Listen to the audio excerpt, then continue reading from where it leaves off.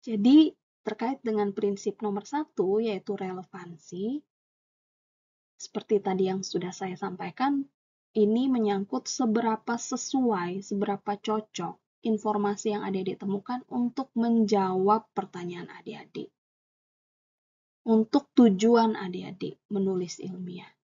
Jadi bisa saja tulisan itu adalah tulisan ilmiah, bagus, berkualitas, objektif, current, terkini ya, tapi tidak relevan untuk menjawab pertanyaan adik-adik.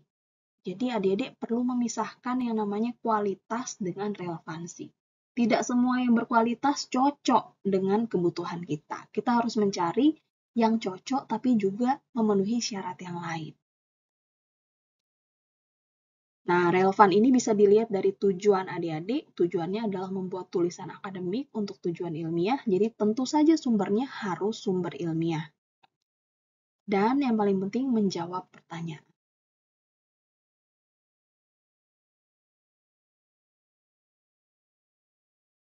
Baik, dalam aktivitas yang kedua, adik-adik silakan melihat sumber yang tadi adik-adik dapatkan dari hasil scan QR code dan menentukan apakah artikel tersebut bisa menjawab pertanyaan berikut ini.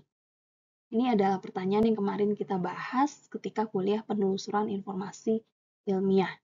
Pertanyaannya adalah, apa yang memengaruhi atau menentukan keputusan dokter terkait lokasi prakteknya? Menurut adik-adik, apakah artikel tersebut bisa menjawab pertanyaan ini? Nah, ini juga adalah bagian dari pertanyaan kuis yang harus adik-adik jawab.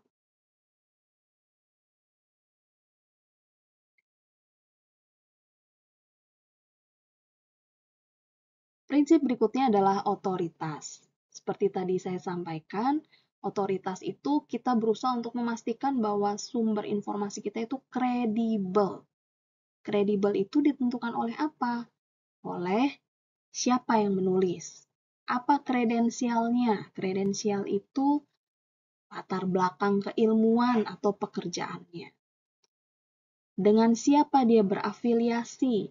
Dia bekerja di mana? Misalnya saya afiliasinya adalah Universitas Mataram. Ya. Kemudian kita juga bisa melihat dari reputasinya. Apakah orang ini adalah orang yang memang berkecimpung di bidang tersebut atau memang sering meneliti topik tersebut. Nah, ini tidak merupakan hal yang wajib ya. Biasanya kita menentukan reputasi itu dari jumlah sitasi terhadap jurnalnya. Tapi saat ini semua orang didorong untuk melakukan penelitian dan publikasi. Yang hasil publikasi belum tentu sudah disitasi oleh orang lain. Sehingga yang paling penting kita lihat adalah kredensial dan afiliasinya. Kemudian kita juga bisa melihat siapa yang menerbitkan jurnal atau buku tersebut. Biasanya penerbit itu memiliki bidang penerbitan. Contohnya kalau di bidang kedokteran ada penerbit Sagung Seto, EGC, McGraw-Hill, Springer, Elsevier, dan lain-lain. Ya. Di sini kita bisa melihat bidang penerbitan, tujuan, reputasi penerbit tersebut, dan juga kualitas dari publikasinya.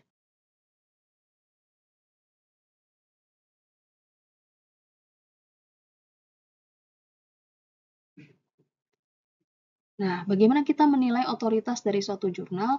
Kita lihat nama-nama penulisnya, kemudian di bagian bawahnya biasanya ada keterangan untuk angka nomor 1, 2, 3. Di sini kita bisa melihat dengan institusi mana penulis tersebut berafiliasi. Kemudian terkait dengan jurnal dan penerbitnya, kita lihat nama jurnalnya, dan kemudian kalau ada website jurnal itu kita bisa melihat di bagian about. Dari bagian about ini kita bisa tahu jurnal ini diterbitkan oleh asosiasi apa, siapa yang menjadi editornya, ya, siapa yang menjadi reviewernya, apa skop atau cakupan dari jurnal ini, dan apakah dia sudah terindeks atau belum di database internasional.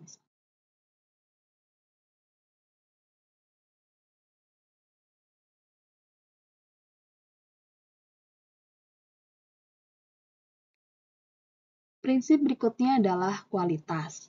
Seperti yang tadi sudah saya sampaikan, untuk menilai kualitas adik-adik perlu membaca artikel tersebut.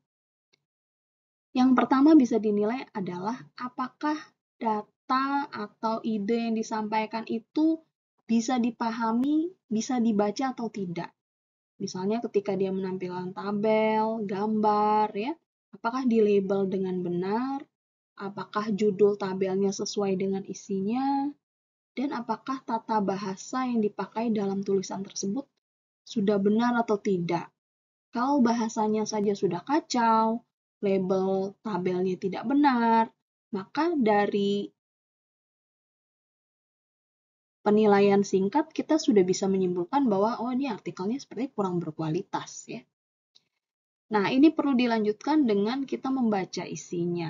Apakah tulisannya itu memiliki alur berpikir yang logis?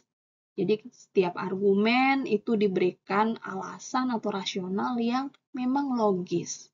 Diberikan bukti-bukti yang mendukung.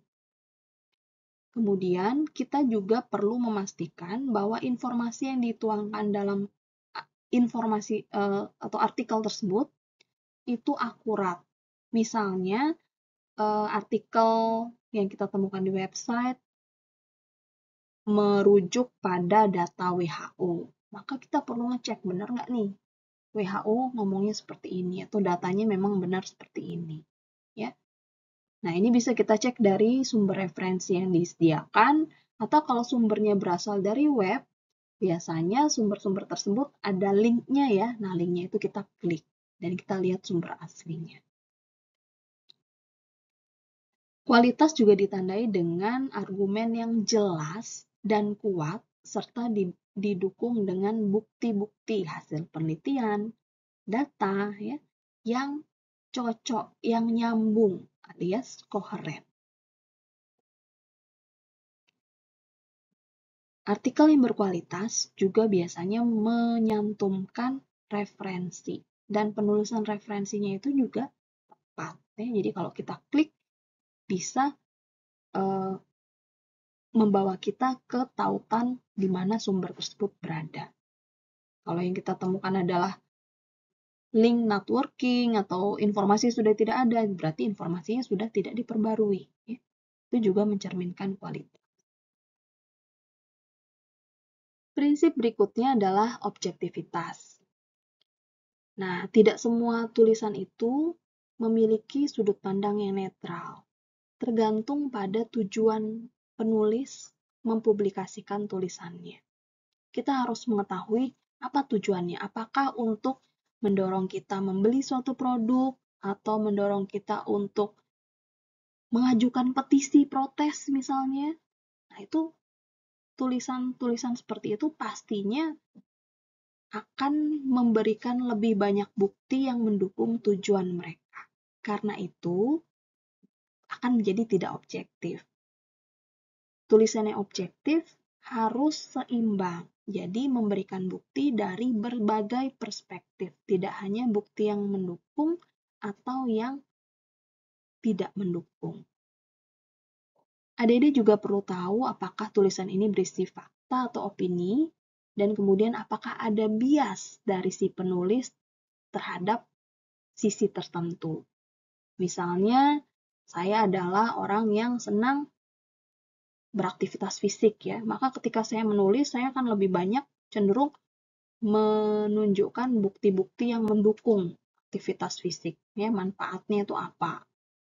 Tapi kurang membahas hal-hal yang misalnya kurang mendukung, misalnya apa sih akibat negatif dari aktivitas fisik berlebihan.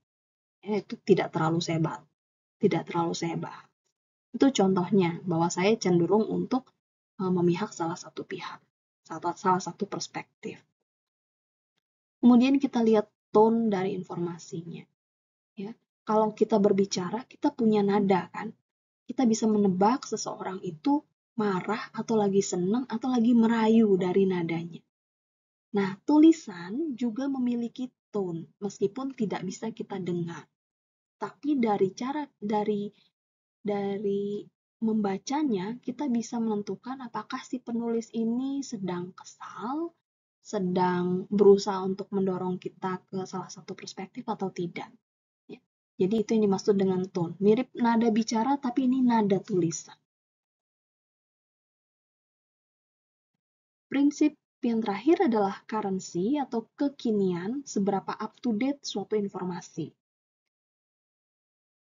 Jadi untuk menentukan currency, adik-adik perlu melihat tahun publikasinya, ada tidaknya update terbaru terhadap informasi itu. Contohnya tadi kalau buku teks ada edisinya ya. Edisi terbarunya edisi berapa?